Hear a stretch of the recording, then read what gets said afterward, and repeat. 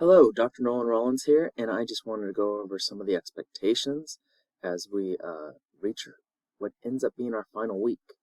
Um, so, all of your final evaluations from your site supervisor are going to be due at 11:59 tomorrow. That's Friday, December 9th. And I just want to remind some students of some expectations that we set forth at the beginning of the semester, and it becomes imperative as students I understand are managing some anxiety. Uh, this time of the year is always hectic.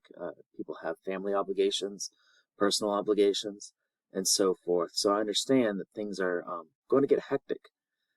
And while I don't have all of the ins and outs of your personal situations, I just want this course to end up being something that's consistent and that you can count on. You could all count on an equitable environment as we conclude here. So, first and foremost, please be checking your emails, checking uh, Blackboard with a web browser. I've received emails about reds, yellows, and greens, and I don't color code things. That's something the app does, and the app is not always accurate. So please look at your gradebook in a web browser so you can understand the full instructions, and also you can see announcements that often have links to videos such as this.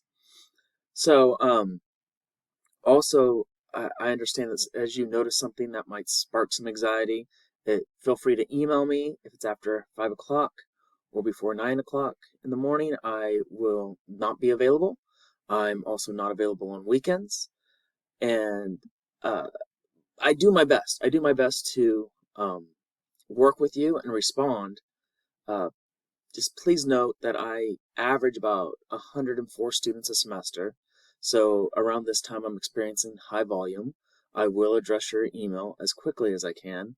However, if you email me for an appointment, I might not be available that day.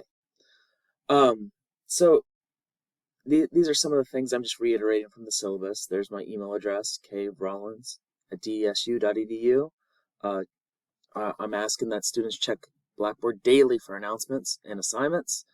If you see a posted grade that you disagree with or you don't understand, you have 48 hours to dispute that grade. This becomes very important as students are looking back at grades from September and October. I am not going to remember why something was marked in a particular way. I can go through my emails and provide you with any correspondence that we had, but other than that, um, I'm not willing to take assignments that have deadlines that have passed at this point, and I'm going to keep that consistent to everyone.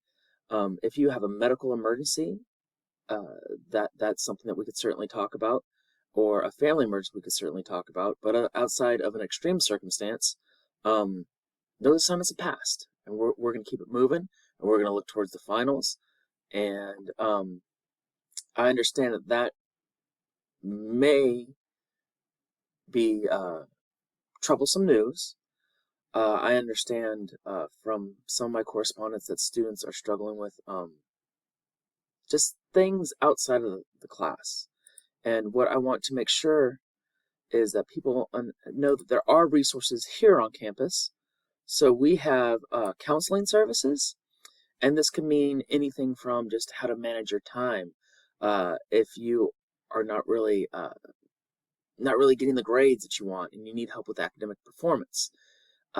We all struggle. We all struggle, myself included, balancing work, uh, you know, school. I do trainings. I'm not in school currently, but I also have, uh, family, and I'm sure you do too.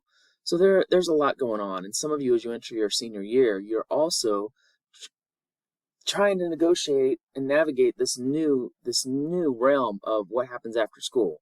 By the time you graduate, you're around 22, and that means for all your life you've been in school, and transitioning into the workplace is stressful, and that's okay.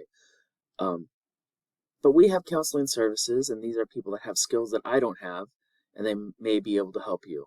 Also, I wanted to show you, and here's how you get there. You go home, student life, campus health services, and then you click here on counseling services. And I've had a couple students tell me that they went and they were surprised at how helpful it truly was. Additionally, this is hard to find. So if you go to the search, I'll move my screen. If you go to this little search thing, this pops up. Put in Center for Disability Resources, search, and right here is just a lot of really good information. And I want students to kind of reimagine what the CDR is. It is for staff, faculty, students, and it is a place to make sure that you are in an equitable environment where you're being treated fairly. And if you do have a disability, can range from dyslexia to even managing a concussion or things of that nature that might be temporary, might be something that you are learning to navigate long term. Either way, the Center for Disability Resources will make sure that you are getting accommodations if they deem that it's warranted, and they really help me. They help me a lot make sure that I'm providing an equitable environment for my students, and they have we have a plan in which that they can be successful. So the one thing that's important to note about accommodations is you need to request them. And then after you've met with the CDR, you will have a letter that you are responsible for presenting to a professor, and they legally have to follow that letter. It's federal law that that I and anybody that is in a teaching profession has to do what the letter says. So the other thing that's important, though, is the letter is not retroactive. So if you have been dealing with some things and maybe you did have a letter of accommodation, but you didn't present that, then it's not in play. So it's not retroactive. It's only moving forward. So those are just some resources. I hope that you all, I really hope that you all do well, both academically, mentally, physically. I hope everyone's healthy. And I hope that you manage this stressful week to come, and you use these services if you need. That is all. Thank you.